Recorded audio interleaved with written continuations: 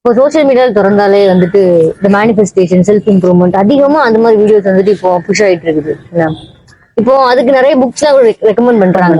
இப்போ நான் வந்து நினைக்கிறேன் அந்த குணானே வந்துட்டு செல்ஃப் இம்ப்ரூவ்மெண்ட்டுக்கான எல்லா விஷயமே அதுல இருக்குது அப்படின்னு. அதை படிச்சாலே ஒரு செல்ஃப் டிசிப்ளின் தான் அப்படின்னு அந்த மாதிரி ஒரு பர்ஸ்பெக்டிவ்ல நான் இப்போ யோசிக்கிறேன். ஆமா, குரான்லயுமே திக்ரு பத்தி அல்லாஹ் நிறைய இடத்துல பேசுறான். திக்ருன்னா அல்லாஹ் நினைவு கூறுறது.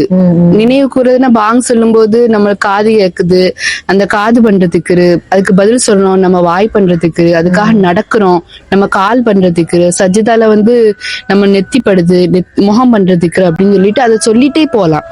நம்ம திக்ர வந்து நம்ம வாழ்க்கையில நம்ம லைஃப்ல கரெக்டா ஃபாலோ பண்ணாலும் நம்ம செல்ஃப் இம்ப்ரூவ் அப்படிங்கிறது வந்து நாவினால் மொழிகிறது மட்டும் கிடையாது. நம்ம மனசுல நினைக்கிறதே ஒரு திக்ரு தான். இப்ப நம்ம ஆசைப்பட்ட ஒரு விஷயம் நமக்கு கிடைச்சிருக்கு அப்படின்னா இறைவனுக்கு நன்றி செலுத்தணும் அப்படிங்கிற ஒரு எண்ணம் நமக்கு தோன்றுனா அதுவே ஒரு திக்ரு தான். ஆமா ஆமா. அப்போ திக்ரு அப்படிங்கிறது வந்துட்டு எனி ஃபார்ம் வேணாலும் இருக்காது. அல்லாவோட நம்ம எப்பெல்லாம் கான்டாக்ட்ல இருக்கோமோ அது எல்லாமே திக்ரு தான். ஓகேவா? இப்போ மார்னிங் ஈவினிங் அப்ளிகேஷன் இருக்குல்ல, அதுவே வந்துட்டு ஒரு நல்ல ஒரு கரெக்டா ஒரு திக்ரு. அதை கரெக்டா நம்ம பண்ணிட்டு வந்தாரு.